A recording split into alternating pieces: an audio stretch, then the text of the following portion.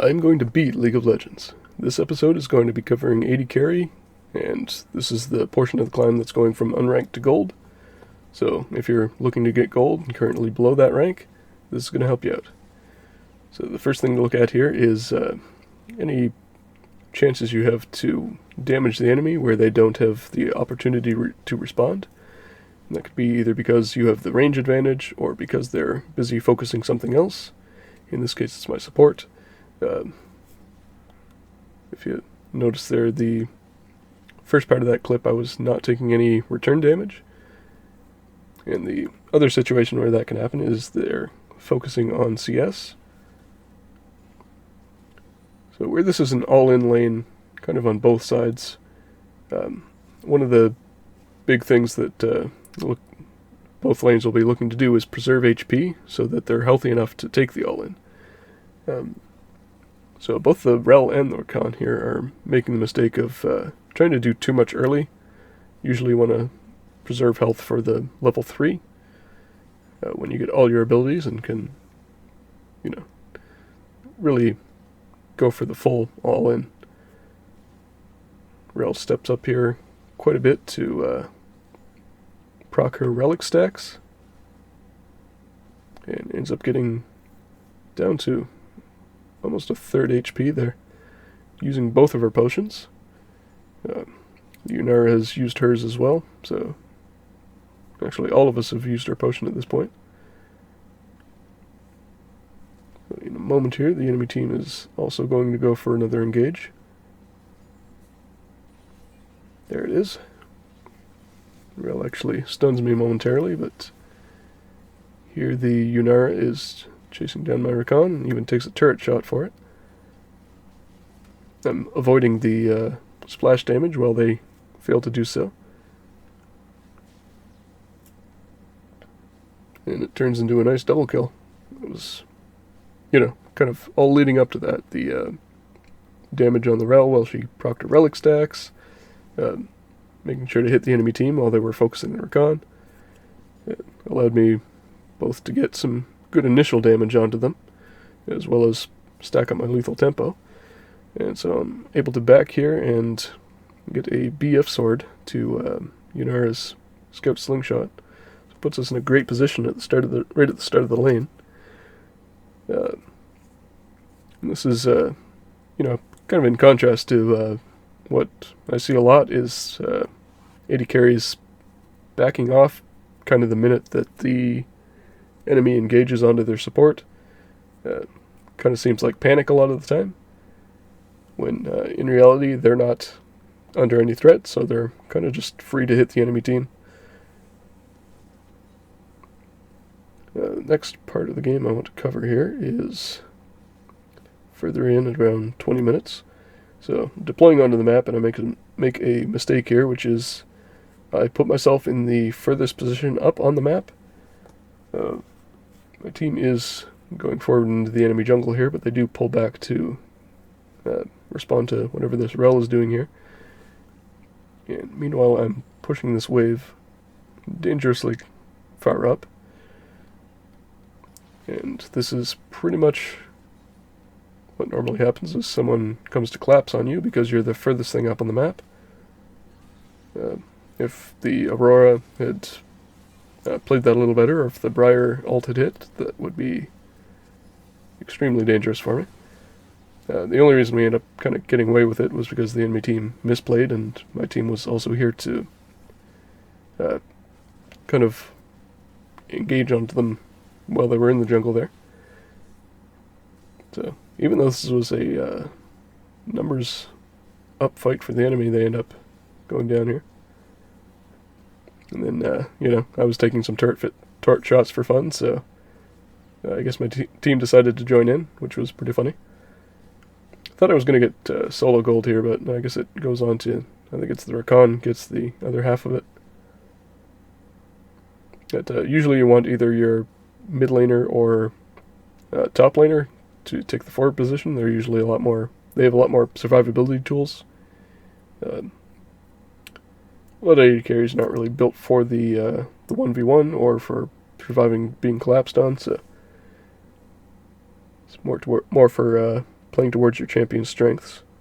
And speaking of that, if I skip ahead to about... Yeah, so ult the enemy Aurora. I think it does miss here.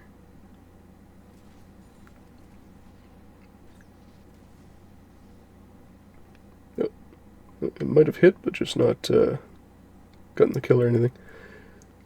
So I should be pushing forward with my team here because I'm going in as an AD carry versus a burst mage.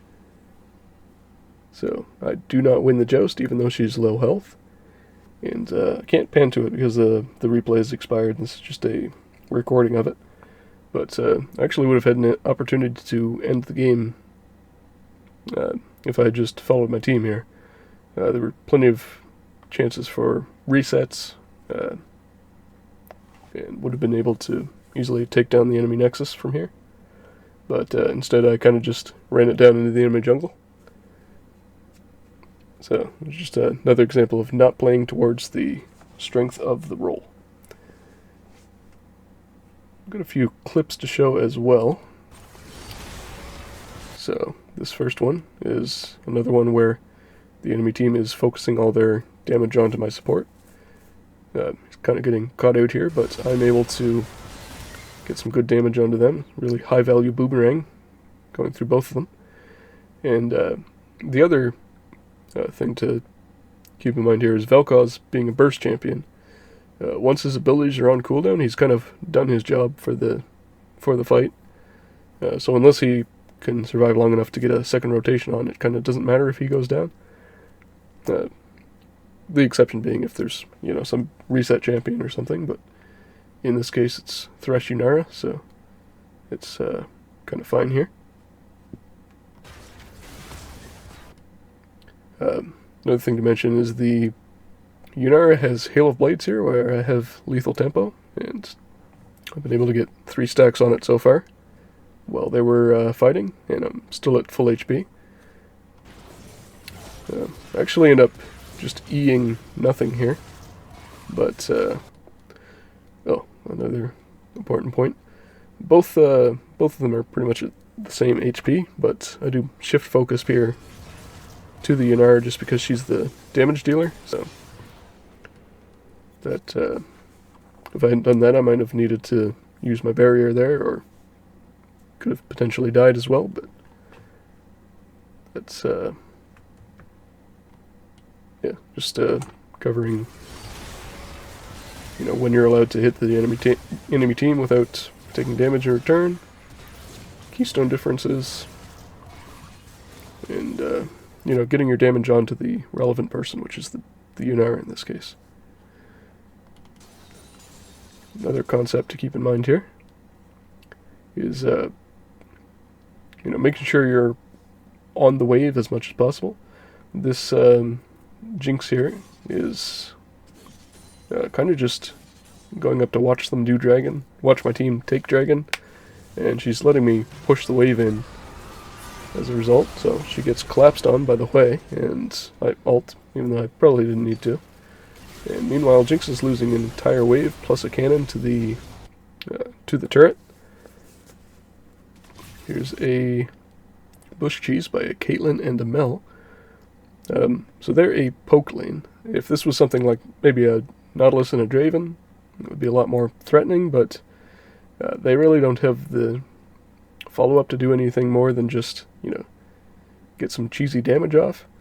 The first hit goes onto my Soraka, and you can see that procs her bone plating, so she's not going to be really taking too much damage off of it.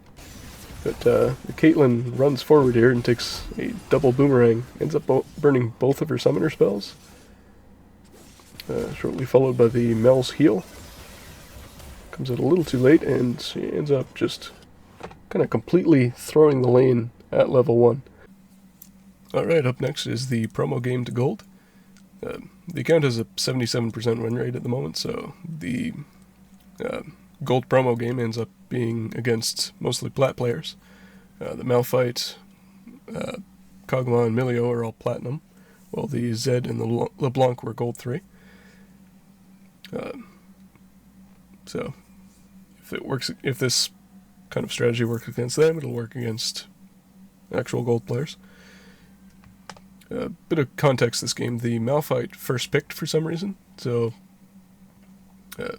that kind of caused our team to reshuffle a bit. The Sylas was originally our jungler and was hovering Gwen, but swapped to Sylas to kind of try and counter the Malphite. And then the mid laner swapped to jungle, obviously, so ended up picking Nunu. Sylas also tried swapping early with the Fiora to face the Malphite in top lane, but I think Fiora wasn't too thrilled about the idea of facing a LeBlanc in lane. That does sound pretty annoying, so opted to stay top. We did get... also the Nautilus was auto-filled this game. He's normally a mid laner. So we did have some early kind of mishaps this game that led to us falling a bit behind, at least in kills and turret plates. Did end up managing to keep even in CS, despite all that, as well as keeping even in levels. Opted for Infinity Edge first this game. The reason for that is when I'm looking at itemization for crit ADCs, I usually consider it as a 3-item spike. I was pretty sure I wanted Navori this game, just so I could have that to clear waves and then, get my abilities up again quickly for a fight. Probably could have just gone Yuntal IE into LDR, but I went with this instead. Yuntal seemed like the most reasonable one to drop of the 3, if I'm going to replace anything with a Navori. Definitely don't want to get to 3 items and not have Lord Doms versus the Malphite, where he is going full tank this game. And I think that's pretty much it. One thing that I'm looking to do this game is play around the Fiora, where she seems to be the, kind of the most skilled player on our team. Sylas is definitely seeming like more of a coin flip player. And, obviously, where the Nautilus is auto-filled, he isn't used to the roll or anything, so I'll let this play out a bit. So, right now, mid and bot are both being pushed by the enemy team. I opt to defend mid. So, part of the reason for that is, for one thing, it's matching my lane opponent, which is a little bit of a safer thing to match than the LeBlanc, even though I am, playing Xayah this game, so do have more defensive tools than maybe the average ADC. That is also why I locked her in this game. I've only played 2 games of Xayah on this part of the clan, but the enemy team had the Malphite, and I think we'd also already seen the Zed and maybe the LeBlanc lock in at this point, so Xayah seemed like a good pick. And here I'm kind of not paying attention and don't realize that they're getting an engage off. I end up kind of wasting my ult. It's bad not just because it's placed bad, but really I should never be looking to ult there, because again, looking at the enemy team, they have Malphite, Zed, LeBlanc. Really better to have the ult to deal with one of them than to try to use it proactively, but kind of since I've been playing more stuff like Sivir and that, kind of more primed to use ult in that situation, even if it's, in this case, not really fitting the champion's identity. We end up rotating over to Otacon here. We've got good vision in the enemy jungle, so we're able to see the Zed starting to rotate over, but then he seems to go up towards top lane, presumably to respond to the Fiora's split pushing. So I mentioned we want to play around the Fiora this game, but Fiora being a split pusher, that you know, we don't really want to group with the Fiora. The way you play around a split pusher is by matching pressure on separate waves. And definitely also don't want to group around the Silas because, like I say, he's been really coin flippy this game. So we finish the Otacon. I decide to start pushing out bot. Notice some action in the mid lane here. It doesn't look like anything I want to join, so I just take the opportunity to pressure the side lane some more here. And I'm keeping an eye on the enemy here as well. Notice we kind of see everyone that's up. So I'm kind of just keeping an eye on them to see if whether or not I can keep pushing. And just channeling recall periodically. You can cancel it at any time, so there's kind of no reason not to if you're not busy doing something else. I see the Zed rejoining the fight, so I know I'm safe to push here for the time being. I just put a ward over the wall so I can, you know, kind of see if anyone's sneaking around that way, since the vision we had in there does start to expire. And I see the Zed hitting the plant there, so I back off. Maybe a little further than I needed to, but, you know, better to be safe in this situation. End up backing, completing my Navori.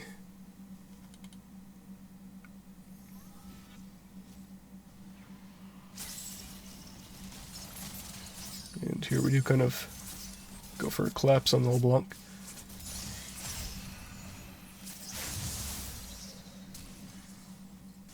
Don't really get anything out of it.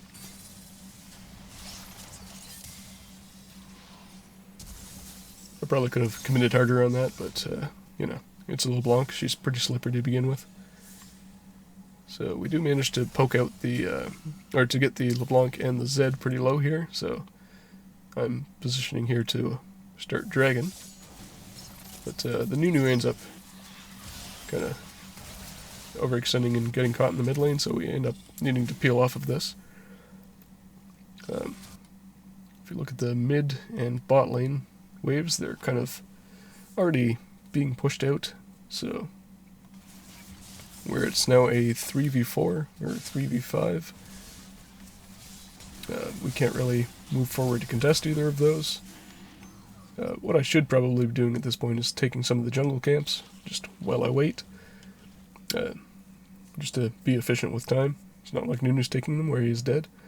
I do see most of the enemy team heading up to the mid lane, so I do move into the bot lane to try to see if I can contest anything there, but Malphite shows up to defend, and you know, only really have vision for most of that of the LeBlanc and Milio. Not sure where the Kog'Maw is, so don't want to overextend. So I end up just backing at this point. And I go for the tier 3 boots, which probably wasn't super necessary. As I'm deploying back onto the map, the Fiora pings that she wants to go bot, which is fine by me. That's kind of the better lane assignment. Silas shows up, decides to, you know, scoop the mid wave, but he's letting the top wave remain pushed out. Nope. So we've got Silas, for whatever reason, wandering into the enemy jungle. For some reason he wanted to contest the red buff or set a trap around there, but honestly there's nothing to fight over here, so this isn't something I wanted any part in, so end up going top and pushing out the wave there. But yeah, this is what I'm talking about with Silas being really a coin flip player.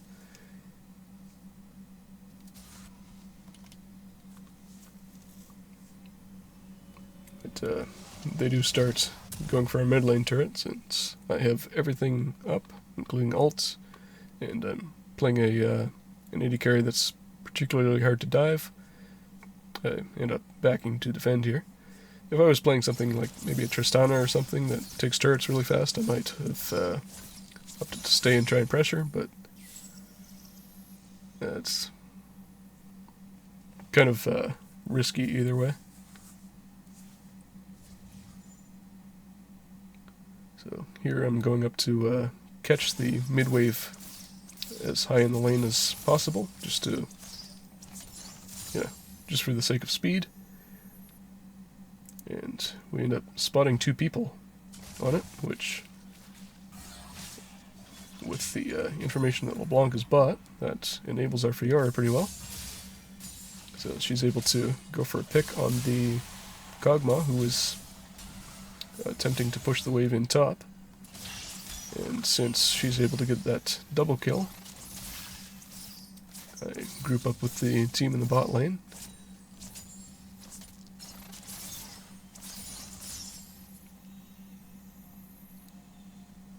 And we're able to start pressuring the tier 2 turret down here. Since we do have a numbers advantage. I do end up wasting my ult though, which is something I do several times this game and should definitely work on if I'm going to keep playing Xayah. Which, yeah, really don't have any reason not to.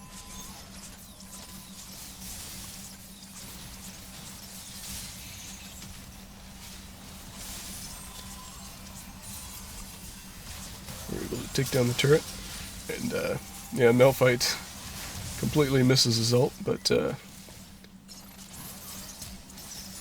could have been bad. Pretty much what I would have wanted to save my ultimate for. I did have flash, so I could have still avoided it if it was going to hit to begin with, but so Silas decides to go back in with the Malphite ult for some reason.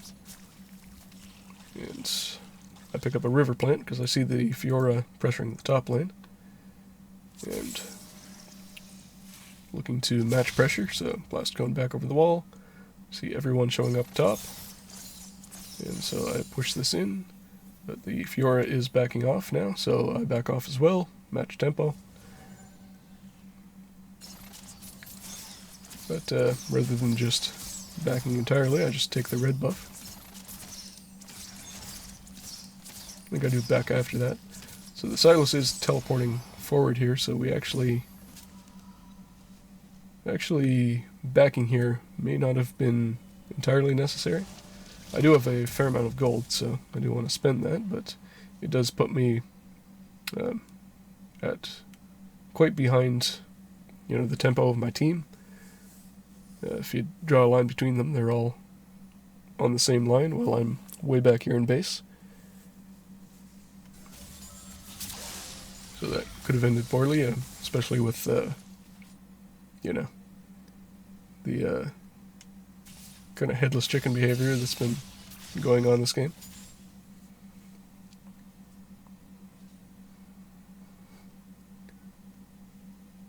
So, right now we're calling for the dragon. I do shoot the feathers in and start it, but honestly, I should be on the spot wave right now. So, don't think Nunu really needs me to be here for the entire thing, and that's more resources going to waste that didn't need to be lost. And Fiora pings again that she's going bot, so I will absolutely swap to mid.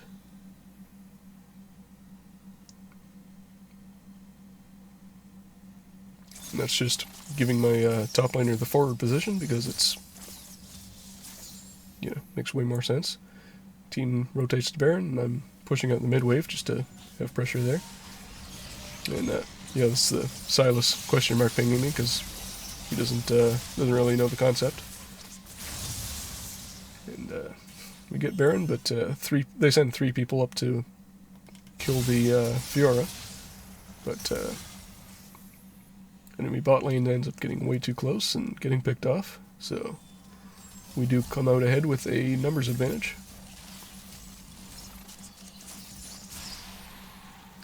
And at this point I should probably go mid, just to make the most consistent play. This turret's super low, so just pushing this in and taking that out would have been really the safer thing to do. But we do end up just killing the enemy team and ending the game here anyway. And then another example of enemies just focusing something else, so you're able to free hit them. Yeah, that's pretty much it. Nothing flashy.